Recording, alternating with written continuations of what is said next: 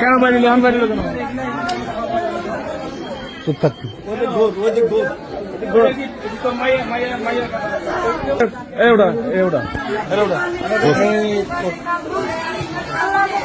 আপনার নাম কি?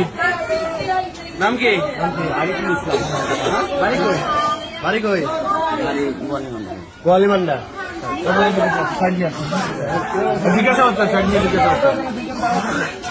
জিজ্ঞাসা করতেন কেন কি বোঝো না দুধু খাও।